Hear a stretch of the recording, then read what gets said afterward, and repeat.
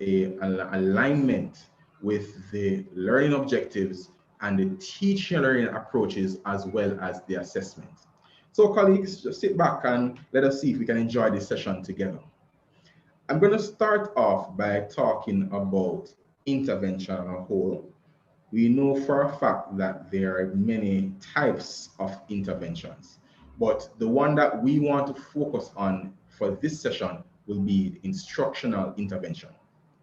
We know you have behavioral interventions, which I'm sure you'd want to tap into as well, as we know for a fact that behavior still needs to be maintained, even though you have switched from the face-to-face modality and have now taken on an online modality.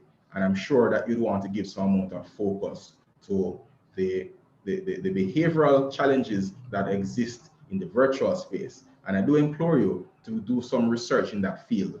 But for today's session, we want to focus on instructional intervention. And as we focus on instructional intervention, which is otherwise known as the academic intervention, we want to look at how we go about identifying a content issue within our given discipline. And for us today, it's really mathematics. And then once you have identified this content issue or this gap, you're now going to put measures in place to close and to treat with the issues that you would have identified. So our focus for today will be the instructional intervention. Now, once it is that we truly want to intervene, and it's a word that we use loosely if we're not careful, if we want to really say we are doing an intervention, we must have with us our focus group.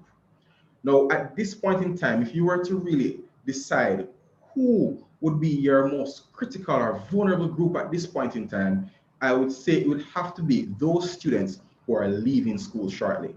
Those would be for the primary schools, the grade 6 students who need to transition to secondary. And then for the high schools, it will be mainly your CSEC and your City and Guild students, or those students who are sitting an exit examination, who need to transition either to further studies or to the world of work. So even though we, in our session today, will be focusing mainly on the students who are exiting school, because those students need to be your priority groups, as these are the students you have the least measure of time with. You can still give focus to the other grades, the grades 1 through to 5, the grades 7 through to 9, and even the grade 10. You still want to coin interventions to treat with their learning loss. However, for today's session, we want to focus on the critical group, which we believe are those students who will be leaving your institution in short order. All right, but the elements of today's session can be utilized with any group of students, as long as you follow the stages that are laid out as it pertains to treating with intervention for students. So, like I said here, our target groups would be for the primary schools, the grade 6 students who are leaving, and for the secondary, the grade 11 students. Now, we want to introduce to you a data-driven intervention approach that has 3 phases. The first phase would be evidence to inform intervention. This is where you're going to now look at what data is available, as well as the specific issue that you want to address. And then from there, you will coin your intervention.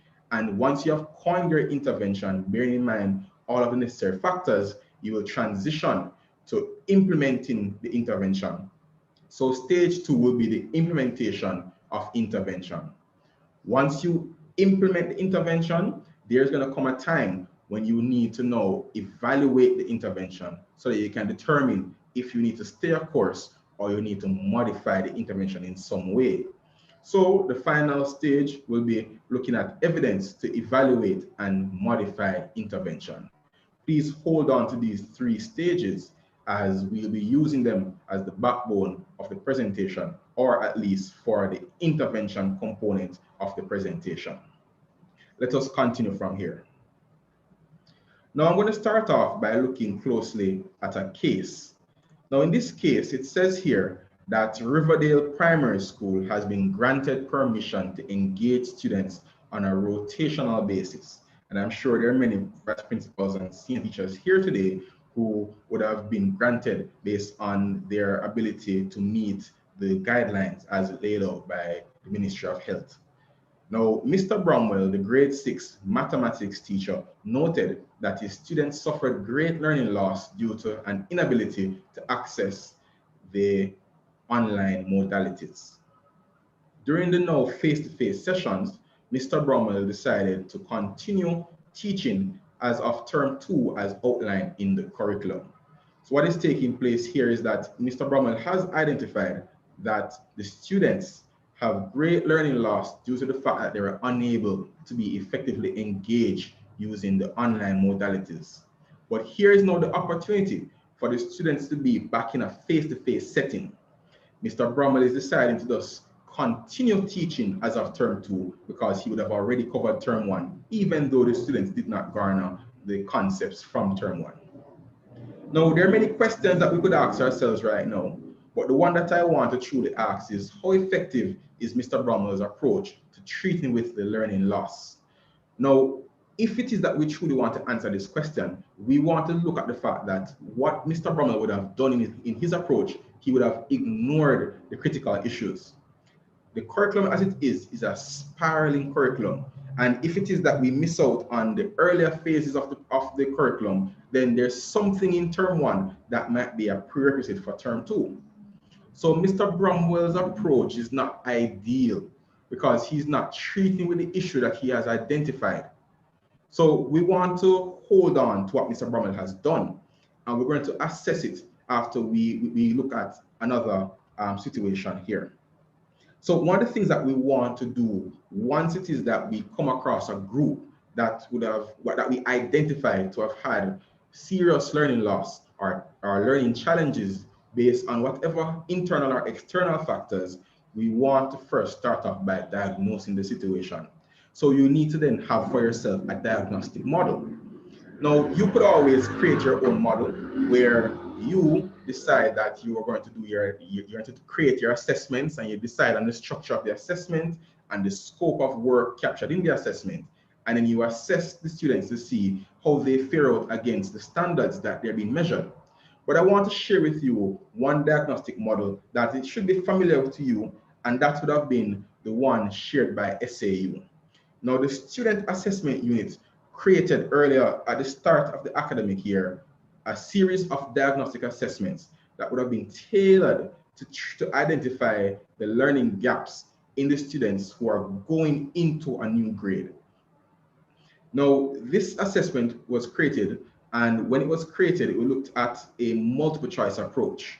With this multiple choice approach, they decided to utilize something called the levels of understanding, where because there are 4 options, they would have aligned each option to a level, with level 4 being the correct response. So A, B, C, and D, the correct response would have been level 4. And this is where the students are able to apply their knowledge to the given situation. Now, a child who chose an option that is aligned to level 3, and when we say level 3, now we're talking about levels of understanding. The level 3 would be those responses that resembles a general understanding of the content, right? But not sufficient knowledge to be able to treat with the specific question that is being asked. The level 2 options now would be those options that carry a basic knowledge. So it tells us that our students have a basic knowledge, but there are also misconceptions or there's flawed reasoning or understanding. So the child would select that option. A level one level of understanding would be that which is lacking in foundational knowledge. This is where the child has no true knowledge of the concept. And this model was utilized by SAU and shared with all the schools that they can use it to determine where the gaps are. And from there, schools can begin to coin interventions to treat those gaps. Let's look at a data set as shared by SAU. So SAU would have shared, they would have conducted their analysis of a sample of the data from across the island. And what they would have picked up on was that for the various strands for the grade 6 paper, And this is not just a primary presentation. We have also for secondary as well, but we're going to talk about this data set for grade 6. Let's pick a random grade, and grade 6 is our focus, one of the focus grades, so we're using this grade as an example. So if we look in the far right column where we have 4, that's going to be our level 4 responses. Now, looking at the assessment, you'll realize that 67% of the students selected the correct response for the number strands. And then 70% at the bottom there, 70% of them selected the correct response for the statistics and the probability strand. So it can be seen here that the number strand and the statistics and probability strand would have been on par for the most part, with some issues still, followed by geometry. But then if you want to look at the weakest set of strands among the strands available, you'll realize that the measurement strand and the algebra strand are both considered to be the weakest strand among the set. So it means, therefore, that as an issue or a concern, the measurement strand and the algebra strand are cause for concern. Now, this is general, but if you conducted the assessment in your school, the data set would look and would be unique to your students. Therefore, how you decide to focus on your topics will be based on the evidence that you gathered from the assessment that you conducted in your school. But let us use this now to further the conversation. Please hold on to the fact that for the data set, measurement and algebra were considered to be the weaker strands. Now let us look at a contrasting case. Let us say we have Mrs. Ashman, who is a grade 6 teacher at Kickstart Primary, and she noted that both measurement and the algebra strand were areas of weakness for the students. So Mrs. Ashman has also noted if she continues with the curriculum document as outlined, she would be teaching mainly term 2 objectives. So Mrs. Ashman identified that truly the measurement and the algebra strand were the strands of concern. And she noted that if she continued teaching, because she would have done a term already, she will be covering term 2 objectives, bearing in mind that we have weakness in measurement and algebra. Now, Mrs. Ashman is pulling on further information to guide her. She's saying that she's aware of Bulletin 211 that was sent in 2020. And this bulletin outlined carefully what would have been the focus areas for PEP for grade 6. So this bulletin, which is a real bulletin that was sent out in the latter part of 2020, which outlined the structure of PEP for the performance tasks. It says here that the number strand, the measurement strand, the geometry, statistics and probability, term 1, unit 1 to unit 4. So all that so far is term 1, unit 1 to unit 4, and then term 2, unit 1. So for the performance task, you'll realize that it's only term 1, only unit 1 of term 2 is captured. And I want to think back to Mr. Bromwell's approach. Mr. Bromwell would have continued teaching term 2. I would have gone on continually, ignoring the 2. At the end of the day, the gaps from term 1 would not have, and the students with no treatment on their term 1 objectives, but they would have gotten so much teaching covering term 2. The teaching would therefore not be aligned to how they would have been assessed in this case. And if we further it, you'll realize that for the curriculum-based tests, you can see here that the number strand is going to be covered in terms of unit 1 of term 1 and unit 1 of term 2.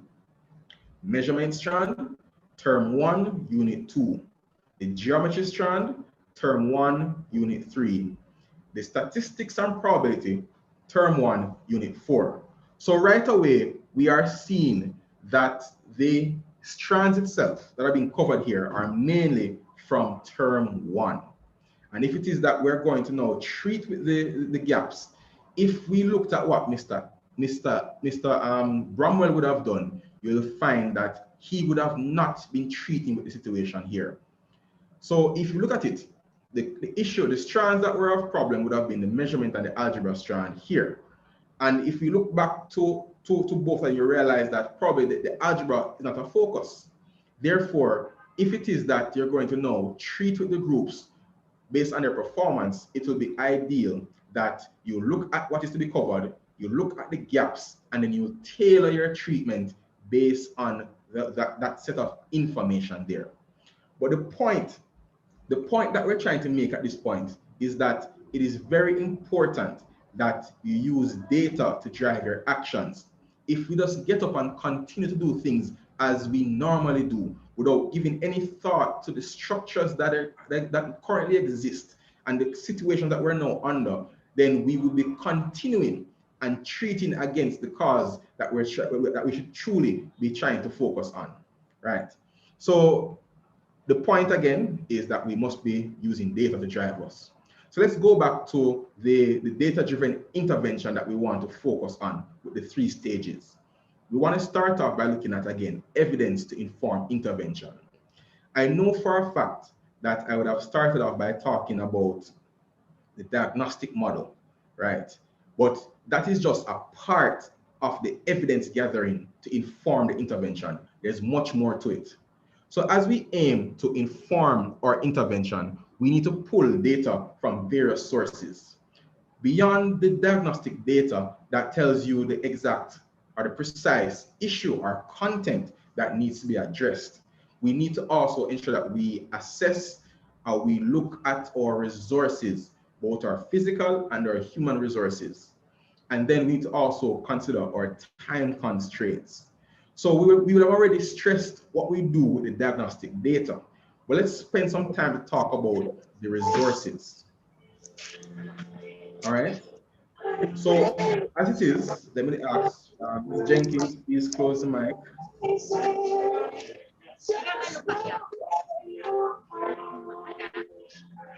All right, so let's continue. Again, Ms. Jenkins, please close the mic.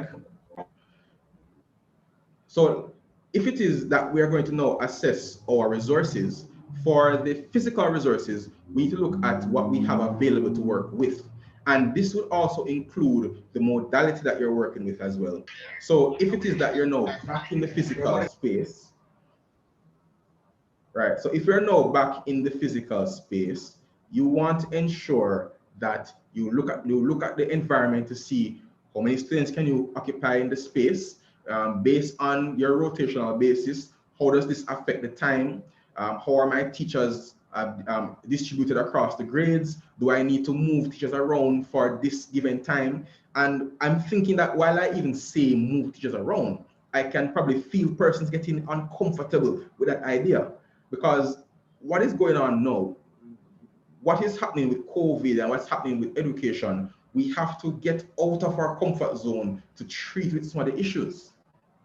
So if it requires even shifting a teacher to address a need, then consideration can be given. So it means, therefore, you'd have been planning also with the teachers and bringing them in, showing them, being as transparent as possible so that they can also understand the need for the shifts that are being made based on our assessment of our resources. And we cannot ignore the time constraints. We know that if we have an intervention group like our exit group students, grade 6, grade 11, then you have to look at the time you have working with, and then you will align your objectives and your content and your teaching time to see if you can design a program that will lay out what is to be covered within the time you have to cover it. And it means that you'll also have to prioritize what you cover based on the time you have to do so. So, colleagues, what I'm saying here at this phase of the intervention process is that you have to give consideration, and I mean full consideration, to the scope of information that you have to capture when you are going to plan. It cannot be that the intervention is to teach them after school, but then there's no consideration of how much time you have with them, or what you think as a projection, what you believe you are able to cover between now and that critical moment for the students. So the drive home here is that you must do a full assessment.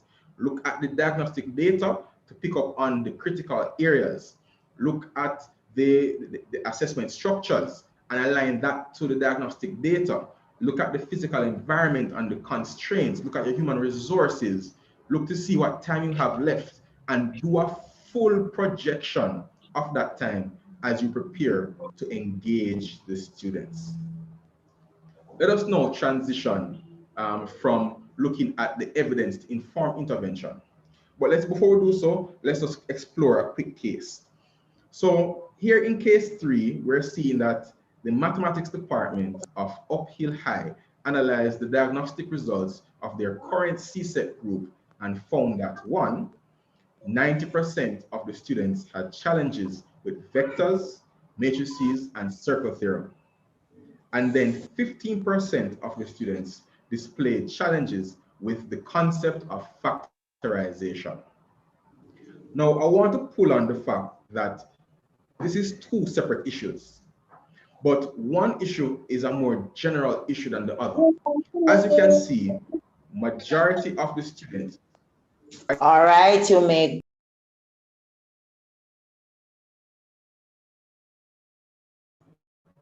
All right, let me all right, so I was muted, I'm now back. So majority of the students would have issues with vectors, matrices, and circle theorem. So it means that the approach that you take to treating with the issues here would have to be a broader approach, more like a structural approach, because this issue concerns more students. But then for the 15%, this seems to be a more targeted approach where the impact or the intervention that is coined for this 15% doesn't have to truly be done with the entire cohort, but should be done only with this 15% because they're the ones who have this specific issue. I want to link this to a theory that I'll be sharing with you. And this theory is the response to intervention. We want to look at the tiers and utilize the tiers to guide us as we look at how we treated intervention. Now, under this theory, it looks at 3 tiers.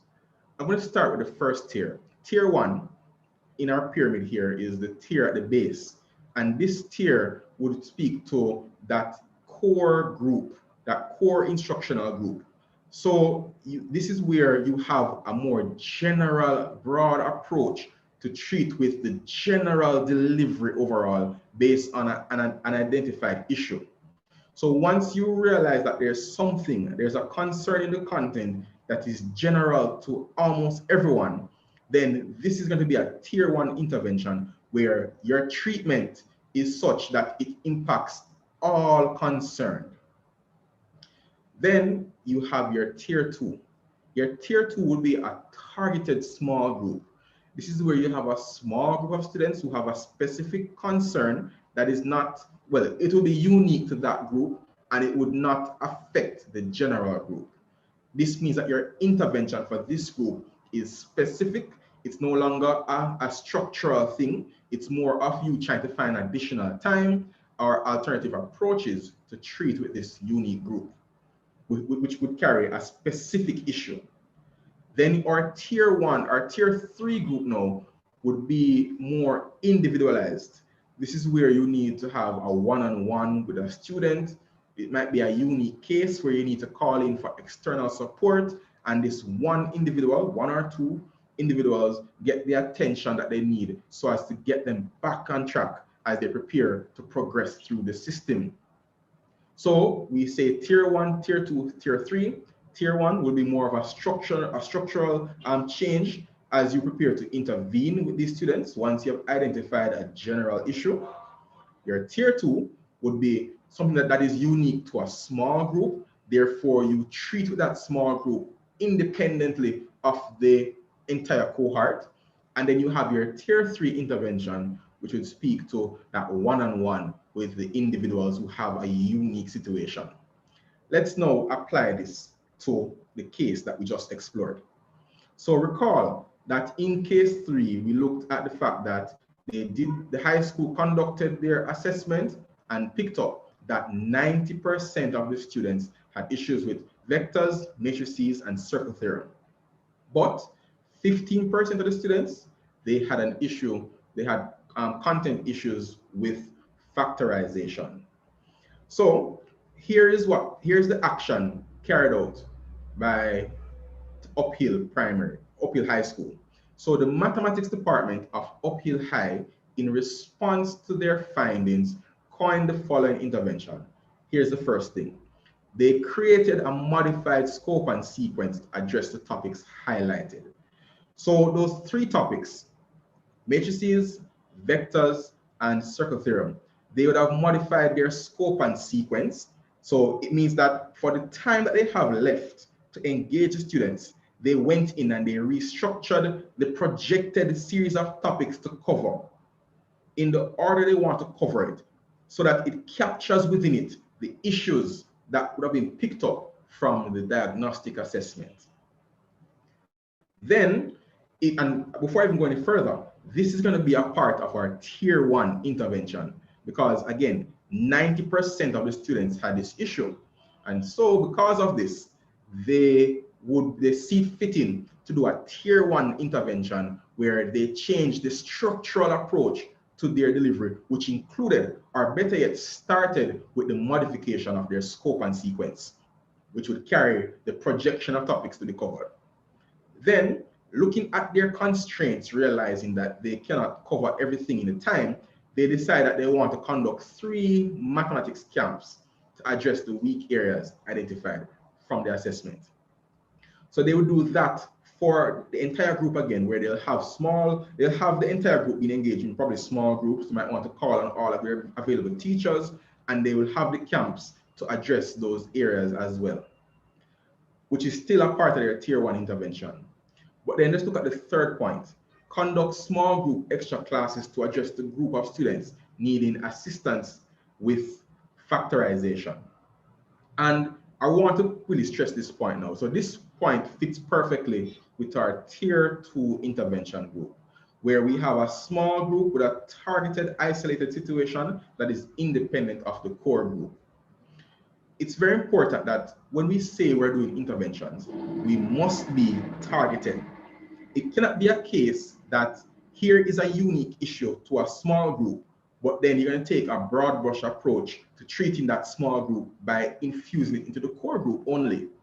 So if you had extra classes for everybody to address factorization, the students who don't have an issue with factorization, can I imagine those students in the classroom with those who don't have factorization as an understanding concept for them? Then the students who already have the knowledge will outshine those who have the issue. And then your intervention in trying to treat with the issue for the 15% would have gone unnoticed, because the students on the 15%, they're still not being catered to because they're outshadowed by the students who already know the concept. It is okay, colleagues, to have extra classes for groups of students based on their need, and not only so on a whole scale basis. You can group students according to needs and then utilize the time to treat the need that is common to the students. So that's how it fits perfectly into tier 2. And if you get external support from probably a PTA member or a family member, or even yourself, who can give a time to work one-on-one with a student, then that would be treating with your group. We are intervening with our students, so that when we are planning our interventions, we are truly meeting the students where they are, and we want to ensure that it is effective while doing so. Let's continue. So we have looked at the evidence to inform intervention, where we talked about the fact that you need to ensure that you look at the diagnostic data. You need to ensure that you look at your resources, both physical and human resources, as well as your time constraints. You'd have put together your intervention, and it's now time for you to implement your intervention. All right. All right, so I'm seeing where I need to turn off my camera. All right, so colleagues, I'm going to turn off my camera momentarily. It seems to be impeding some persons, so let me just do so. All right. So let's continue though. So we are now looking at implementation of intervention, because we have explored the evidence to inform the intervention. So let's continue from here. With the implementation of the intervention, there are two critical things that we need to focus on as you begin to deliver the points within your intervention. You have your plan, you know what you want to achieve, but it's important that you do these two things. The first one is sensitization. For there to be truly success in your intervention, all your stakeholders need to know what's going on. Your stakeholders need to know the role that they play and why it is you're doing what you're doing. It cannot be a thing where you have an intervention and you are the only person who knows about it.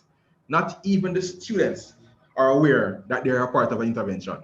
That cannot be the case. The parents need to know. So once it is that you are calling your intervention, you need to meet with the parents to share the approach that will be taken going forward. And sensitization is both internal and external, because everyone, members of staff, need to know what's going on. They should be integral in the planning phase as well. But it's important that each person knows what role they play, as well as to the relevance and the reason behind the directional decisions that are being taken. So the parents must be informed of the intervention, why, as well as to be updated as to the role that they play, because parental support goes a far way when it comes on to treating with gaps. Once it is that you have done your sensitization and each stakeholder is aware of the role that they play, you know, as vice principals and as senior teachers, you play a critical role in monitoring this process. So the monitoring comes in where you are looking to see that what is outlined to be done is done as intended. So let's take this a stage further by looking at a case here. So the vice principal of Uphill High decided to follow up on the progress of the intervention in place for the City and Guilds group. He decided to reference the scope and sequence prepared by the mathematics department. So bear in mind, intervention plan created and intervention now in progress. Now, the vice principal has taken up on himself to now go and see what's going on with the intervention. So he brings with him the scope and sequence that was designed for the City and Guilds group. Let's look what happened next. Upon his visit to one of the sessions, he discovered that the City and Guilds scope and sequence was not being used. The teacher used the lesson material for her CSET group with her City and Guilds group. What is happening here is that we have City and Guilds, we have CSET. These are two separate examinations and they have their own syllabus. The syllabus is unique, the methodology and the content is truly unique. There are some overlaps, but truly the approach to each is different, because City and Guilds is an area that is very application based. So taking the group of students and just teaching them the CSET content, even though the school, and this is hypothetical now, the school would have gone through the process of identifying the weak areas and would have created a document to outline what should be covered based on the diagnostic results. But here it is that this is being worked against, because the students are not being engaged using what was planned, but they're being engaged using what is available. And that is very important that you as supervisors, you play that role in ensuring that as you plan the interventions and you're implementing the interventions, how it's being carried out is based on the plan itself. And any modification must be backed by evidence. So it can't just be an haphazard approach to treating with the situation. So here's some tips for you now. When you're going to look at monitoring, you need to establish a framework. It's very important, colleagues, that once you implement any program, you need to find the means and ways of monitoring the program. And the monitoring is not a thing where you get up and say, I feel like I want to just do this today. It has to be that you have planned for your monitoring. And in monitoring, I want to bring to your attention 3 things that you need to monitor when you're looking at your intervention. One, you should bring your attention to your stakeholders. You need to monitor them. In monitoring your stakeholders, you know who are the key players in this process. You have your teachers, you have your students, you have your parents. If it is that your parents have a role to play in this process, you need to monitor. And when I say monitor, it's not you doing everything. You can monitor through others as well, because there must be some feedback loop. So you monitor to ensure that the parents are playing their part. You monitor to ensure that the students are doing their part as well. You monitor to ensure that the teachers are doing their part. So each stakeholder, you have to look to see to it that they are fitting, because guess what? Everybody has a role to play. And if one person holds back on their portion of the task, then it affects the process. So you want to ensure that you're checking in on the various stakeholders, garnering information to see if it is that the program is going to function as intended, and what is going to impact this is how it is the stakeholders perform.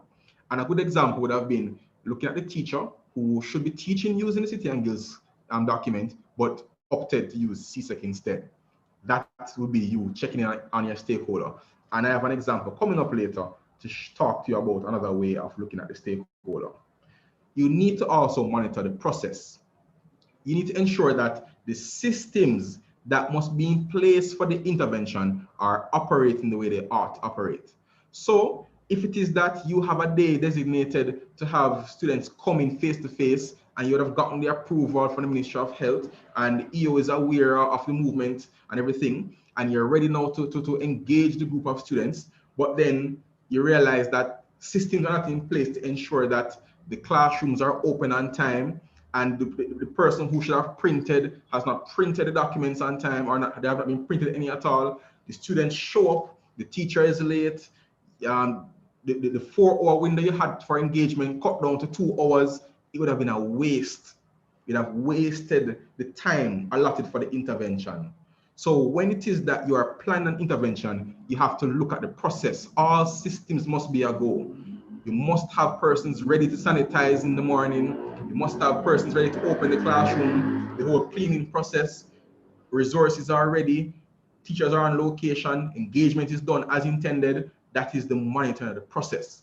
So we can't sit aside and say, here's the plan, let's watch it take place. You have to be integral in the process to ensure that the intervention is operating as it ought to. And as you monitor, you must also monitor the outcome. You need to ensure that as you deliver the intervention, you want to ensure that what you want to get out of it is what you're getting. So you want to ensure that there is improved understanding of the concepts, right? Probably a part of your intervention is to boost morale and to boost the whole enthusiasm behind the approach and on the part of the students. And if that's not coming out, then it means that the actions are not producing the results as desired. So you need to ensure that you're always comparing the actions to the outputs to ensure that you're getting the outcomes, to ensure that you're getting what you want to get out of your intervention.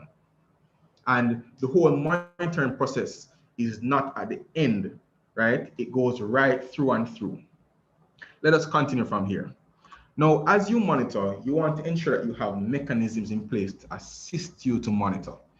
So you need to establish all of the mechanisms that you will need to utilize as you prepare to engage in the monitoring process as outlined in the framework that you would have designed. So it means that you have to do classroom visits. In doing classroom visits, you might want to have a checklist. You might want to have something modified to match the new time that you're in, so that you can have a detailed log of what is taking place, so you're able to collate that data later on and use as evidence in the modification process. You need to probably work out a system or a scheme that gets you to conduct teacher consultations, and you might have a specific form with some ideal questions that you want to ask, or you might want to categorize the feedback that you get. You create things that can help you to organize as you conduct your teacher consultations. Progress reports. You create a system, maybe a bi-weekly system, because the time is short. So you need fast turnaround feedback. So you want to ensure that you put together a system where Probably you want to use Google Forms or you want to use Google Sheets, and you share the sheet with the teachers, and they populate it on a day-to-day basis or on a weekly basis. But you need to be able to capture the information that you need to use to make decisions. And then you have to also do your reviews. You still do random checks to see the documents, such as the lesson plans and whatever resource materials. You might want to get somebody to assist you with that as well if you're not au fait with the content, right?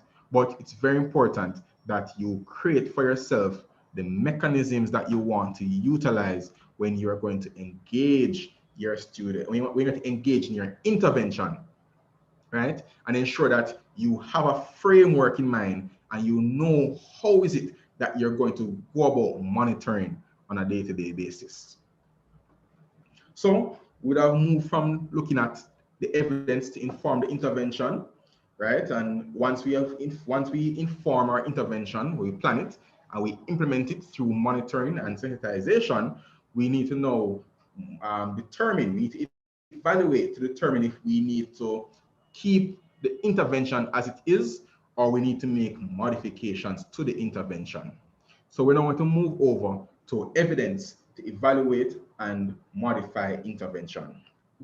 Now, before I go any further with this, it's very important that you know how is it that you're going to evaluate the intervention.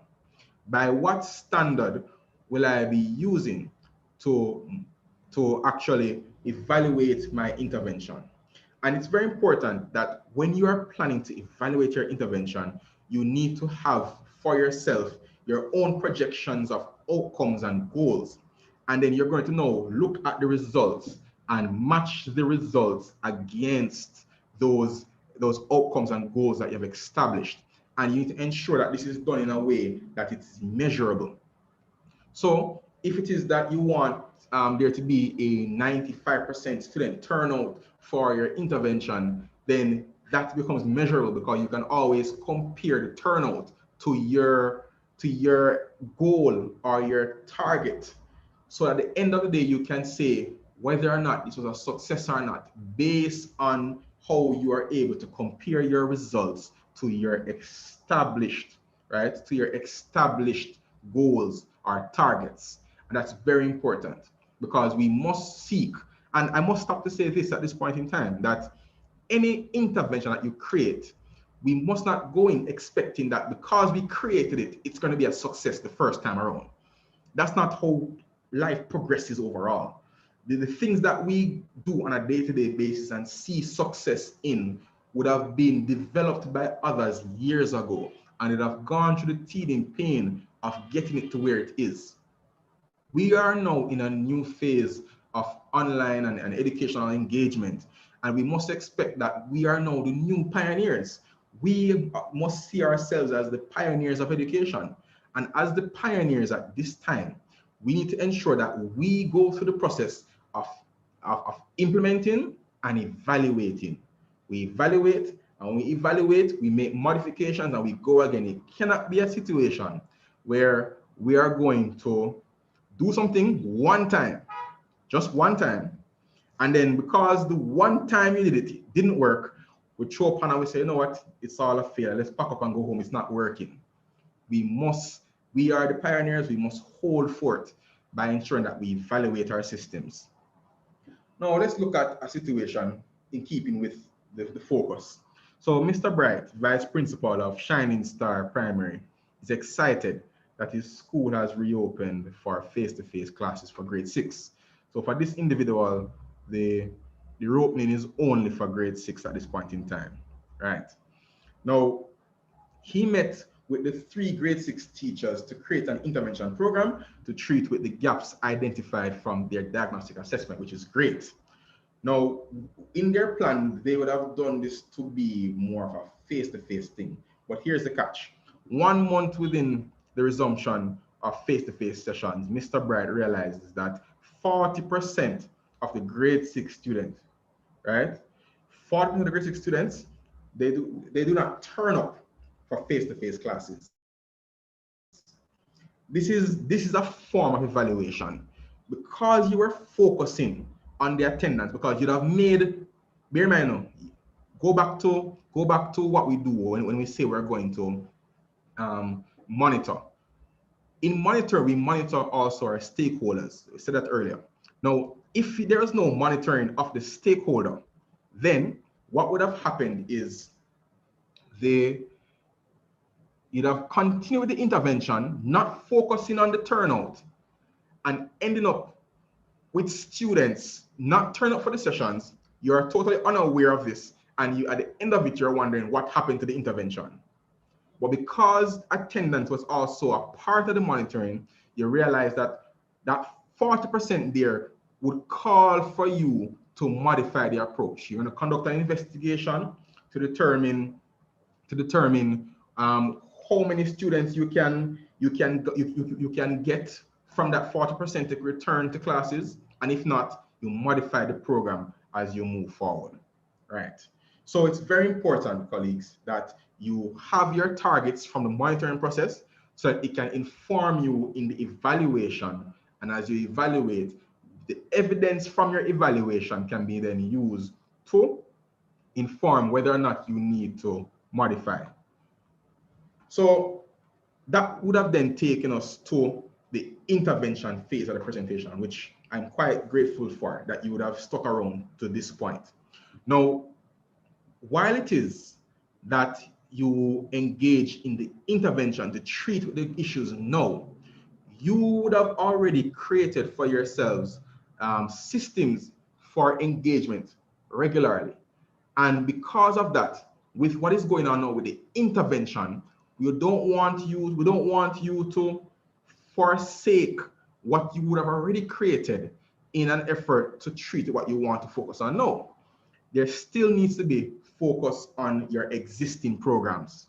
So in doing so, you need to play a vital role in the evaluation of the lesson plans. So even though you might not be a math person, there are some critical areas that I want to share with you so that you can know what you're looking for when you're looking at the lesson plans.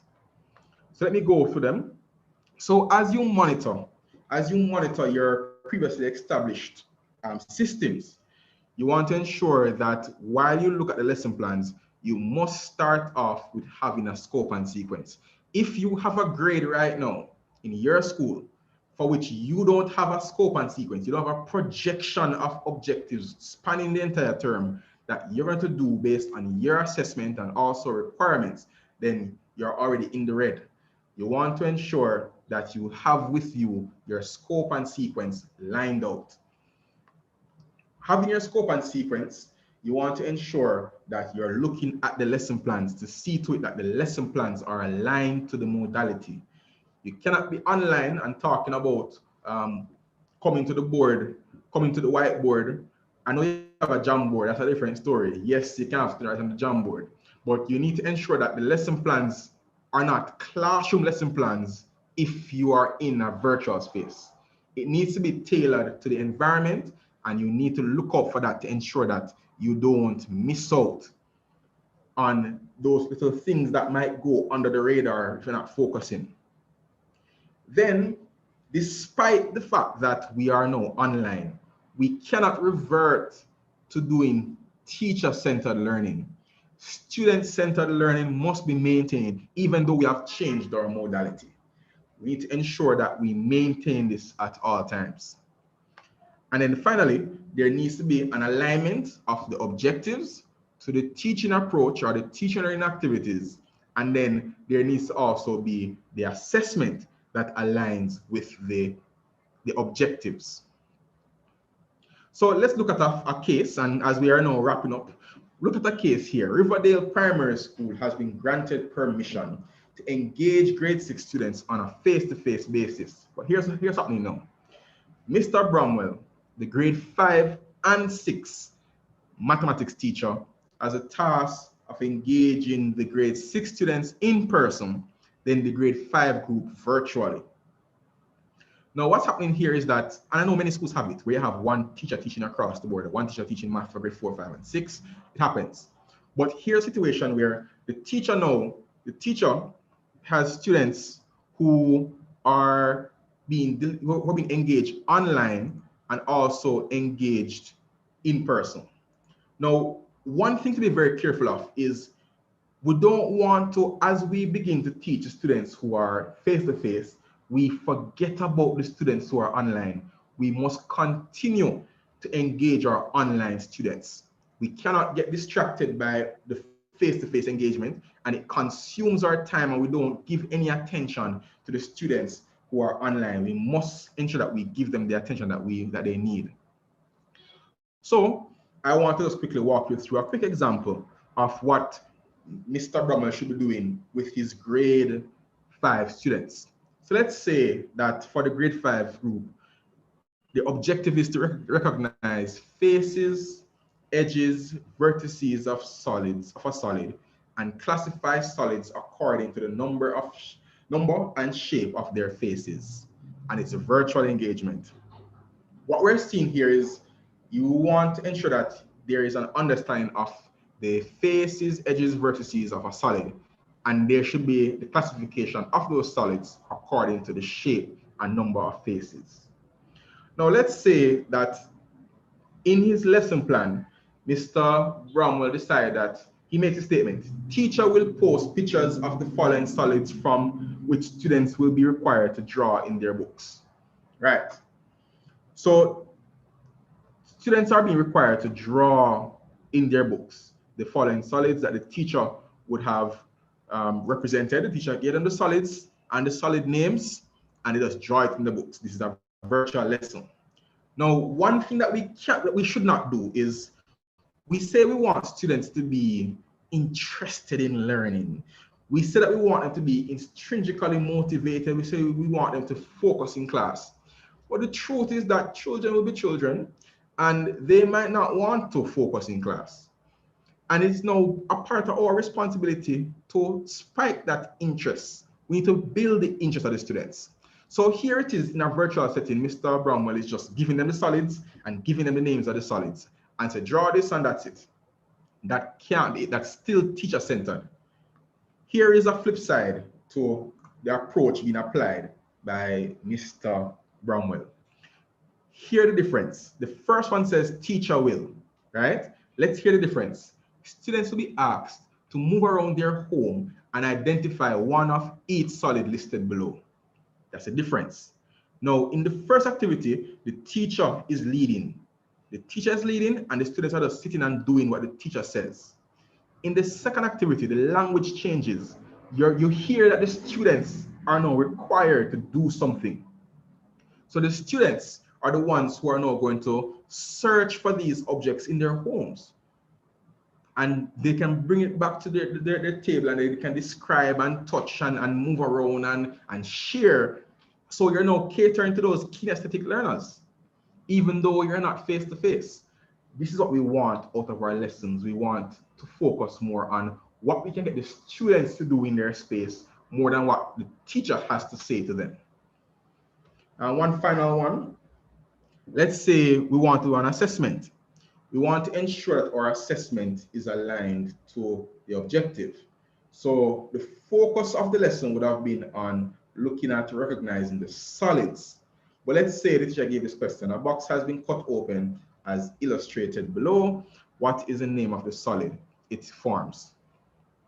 Now, the lesson itself never touched on nets any at all, but yet a net is being brought into the assessment. You have to have an open eye when you're looking to ensure that how the assessment is written matches the engagement itself. So on the flip side of it, this is the assessment. Identify the solids in the diagram below. So all along, you're looking at solids. So you want to ensure that your assessment aligns with your objective as well as your teaching and learning approach.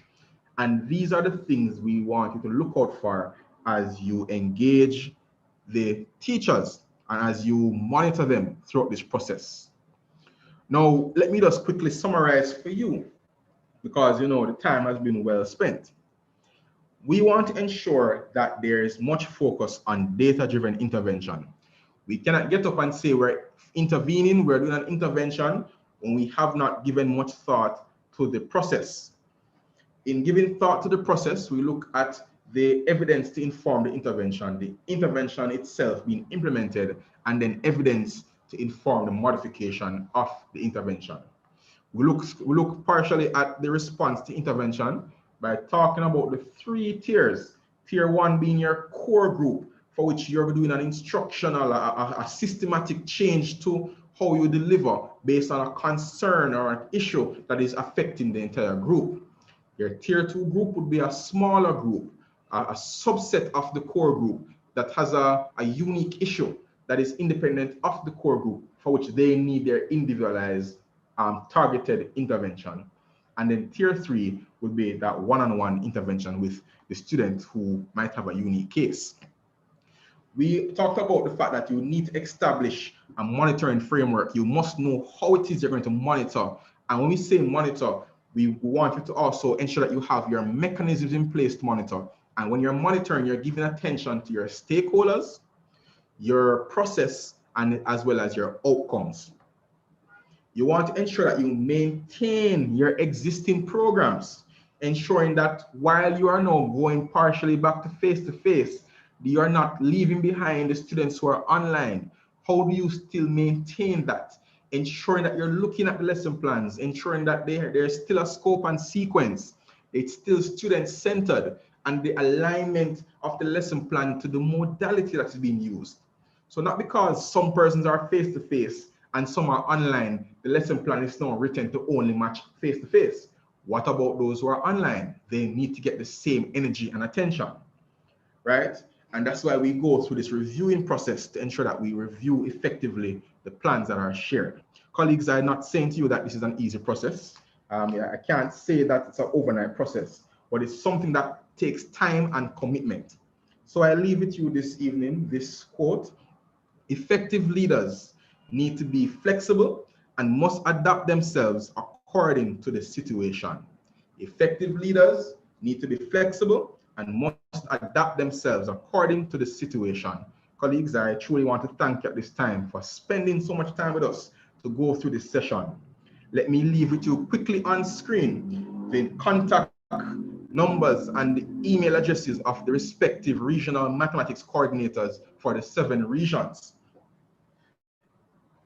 If it is that you have any concerns or you have any need for support based on your region, you can contact the respective individual who can then give you the support that you need as it pertains to mathematics delivery, mathematics supervision, right? Any form of mathematics support that you truly need as you lead your schools and as you supervise teachers, you can get it from our colleagues here. Let me just say thank you once more. If you look on screen, you will see a QR code where you can scan so you can complete our evaluation, as well as the evaluation form will be posted in the chat. I invite you to complete the form because we value your feedback. We seek to serve you better, and one way of doing so is to understand your needs, your thought process, and how you feel about what we have done for you. And from there, we can know how best to modify our approach to better cater to your needs.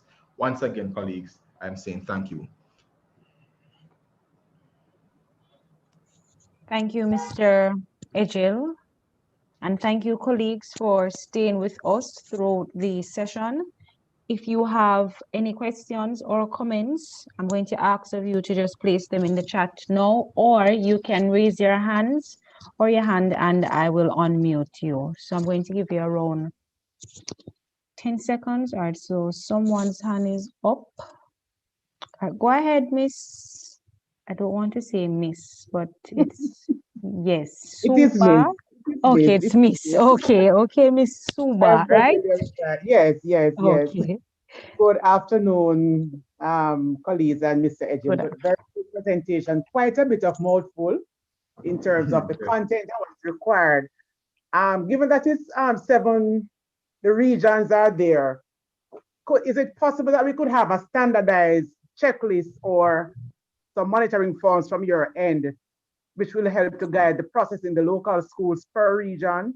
So instead of me developing something for my school, which will be used independent by my school, could we have something, broad checklist that we will modify. So at least we have a general idea as to what exactly to look for. Because what obtains now is that we have modified things that we are using in the online space, but we would want something that is more directive on this sort of intervention that you'd want us, that is required of us to carry through. So could something be developed from the side of the ministry, your end, and sent to us? Thanks. All right. Thank you, Ms. Buck, for bringing that to light. That sounds like a good idea. I'm going to take that. I've written it down a while ago. I'll take it back to my team and let's see what we can do for you. All right. Mr. Ejil, could you go back to the slide with the, yes, thank you. All right, are there any other, thank you, Miss Suba. Okay, we have another hand. Go ahead, Mrs. Taylor. I'm sure I got this one right now. Mrs. Taylor, go ahead.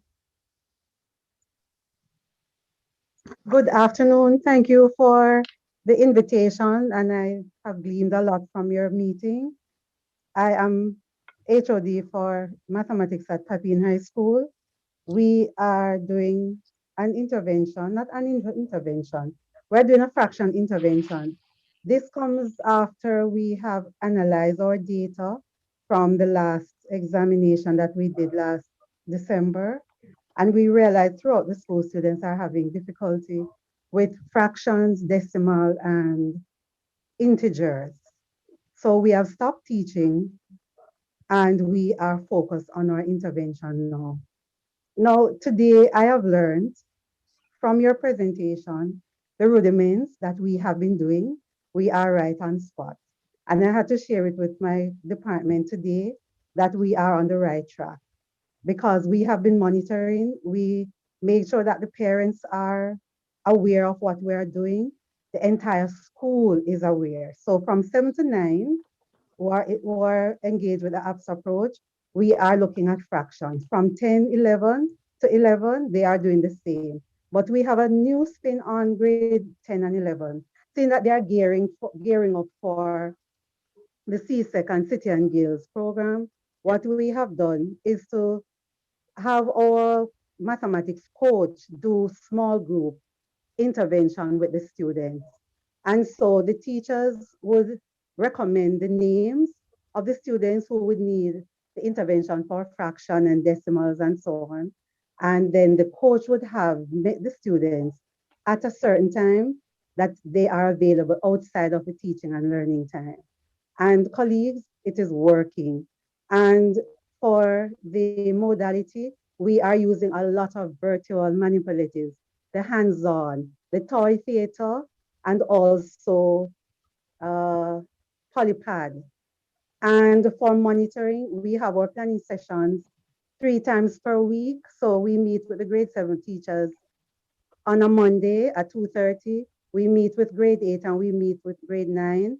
And then I have dialogue with the coaches to, to monitor the program. We have classroom visit, the coaches and I, and also the VP. We go into the classroom to see that things are happening. So thank you for shedding light. And also there are some things that you have cleared up for me so I can go back and re-evaluate what we are doing. And the things that I've learned today, I'm going to implement it. So thank you so much. Thank you, Mrs. You're Taylor. most welcome. I'm really happy that you have learned.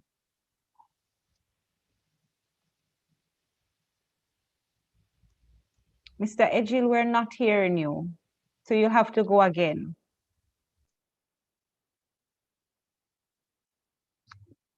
Hold on, Mr. Ejil. Okay, good. Are you hearing me now? Yes, we are.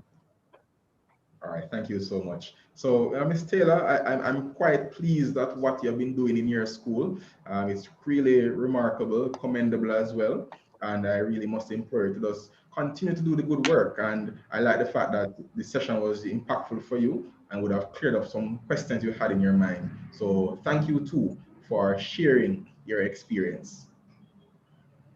Our colleagues, thank you, Mr. Ejil, once more. Are there any other questions or comments? You can raise your hand or send a message in the chat. Any Okay, Miss Williams. Okay, go ahead, Miss Williams.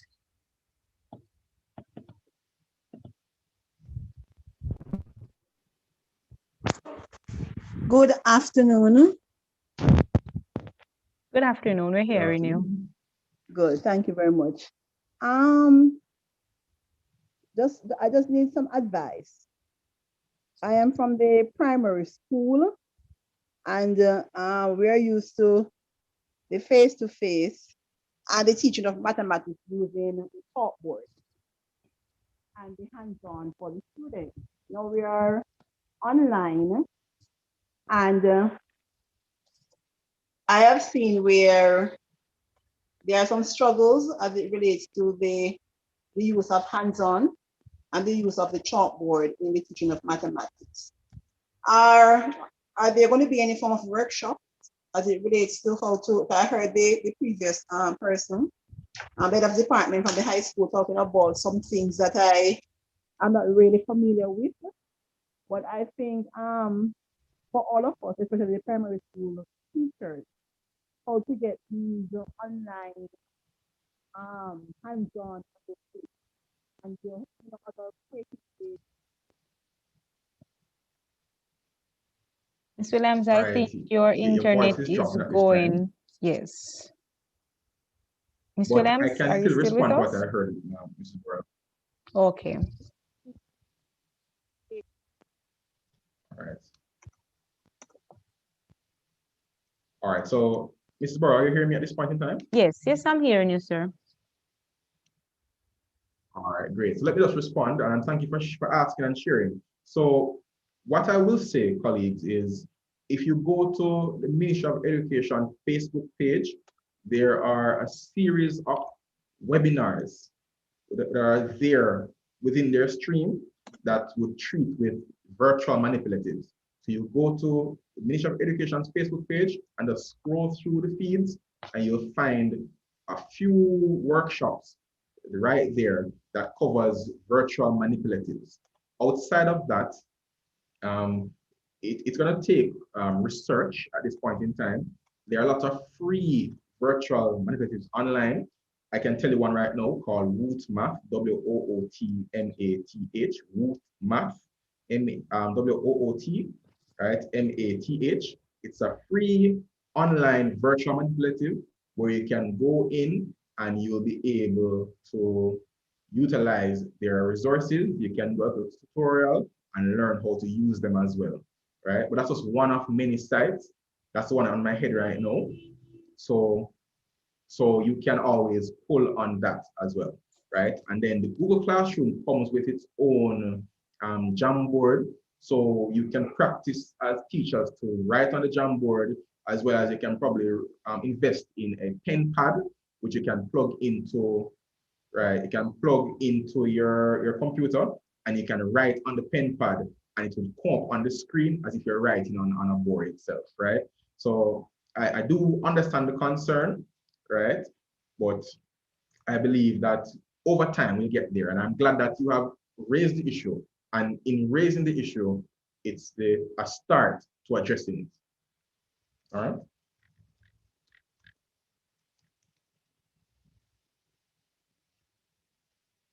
All right. Thank you, Mr. Ejil. There are two questions. I would have shared them with you. So I will give you around 30 seconds just to glance through. I'm hoping you're seeing it. To glance through and answer accordingly. Easy if you read them for me. All right, anybody has any other questions and comments? So while Mr. Ejili is currently preparing to answer two more questions that were shared in the chat, I'm going to ask for anyone else who has any questions or comments, you can go ahead and raise your hand. All right, so am I still being heard? Yes, we're hearing you, sir. All right, I have to check everyone again. I have to check technology. So let me respond to both questions quickly. So I believe that's a good idea. The question was asked, why not have Google Classrooms created per region so that resources can be shared? And I do take that as a good idea. I agree with you fully. So what I'll do, I will communicate that to my team and we will share the idea and see how best we can probably initiate that process. But outside of us initiating the activity, one thing that I love and I believe is a beautiful process is the QEC model. I know that schools are grouped according to QECs and that quality education circle is an effective place and space where we can begin to share our resources. So at a QEC level as well, there can be a classroom created among schools, and that is where they will share best practices and resources. So those of you who you're close to your QEC, it can be a QEC initiative, but outside of that, I will take that conversation to my colleagues and we'll see how we can also, and from our part, support that activity. The second question, which really a follow-up, talked about the sharing of resources among schools. And I believe once it is that you have created a classroom, that can be the hub for which resources can be shared. And we are now in a place where we have technology at our fingertips, and we no longer need to be bounded by physical walls. But if we share a common cloud space and we can share our knowledge, you'll find that over time the work becomes easier for us to achieve. So I'm glad that you highlighted that. I believe that we can go a far way. And I believe, and I'm seeing in the comment that Region 4 has a classroom. So it's something that can be done island-wide. Each region, each QEC push to have that virtual space. And I believe it's a step in the right direction. So I thank you for sharing. You have now put the thought into the atmosphere. I believe once we grab it, we will take hold and go a far way with it. So thank you. We're going to take one more question from, thank you, Mr. Ejil. We're going to take one more question, our final question from Mrs. Taylor. Not sure if it's a question or a comment. Go ahead, Mrs. Taylor.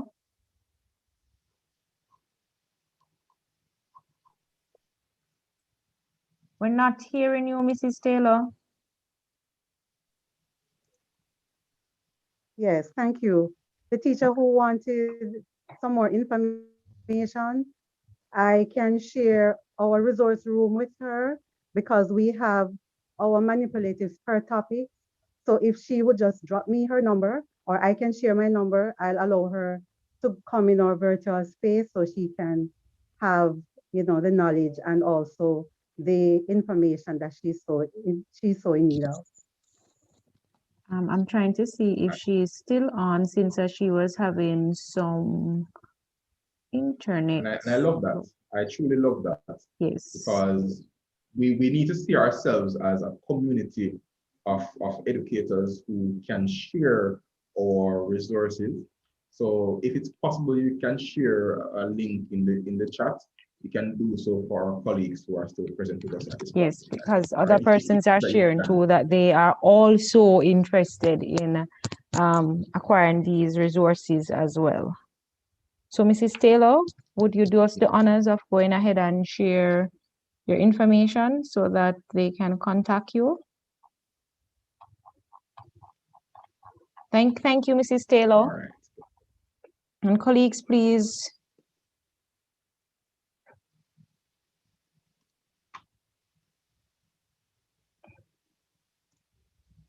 Please remember to evaluate the session. The link was shared earlier.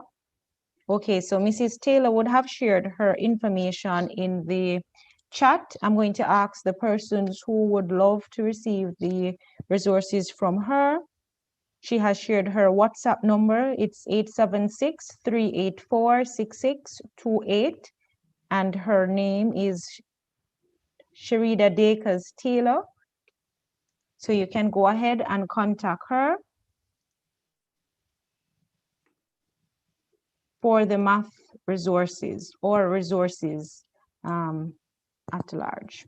All right, so colleagues, we have come to the end of our session.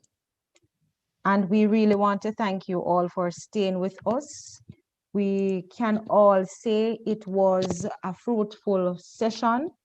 We all would have taken something from the session. We all would have learned from the session. So we're going to close the meeting shortly. I will just allow persons to take off Mrs. Dacre's Mrs. Taylor, sorry, contact information, and then we will close the chat. Have a great evening, everyone.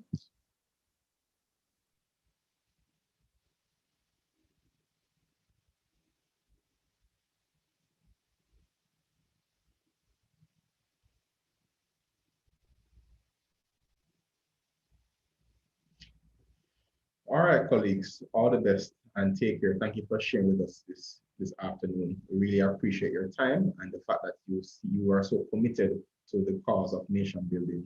Continue to do the great work that you're doing. All the best, everyone.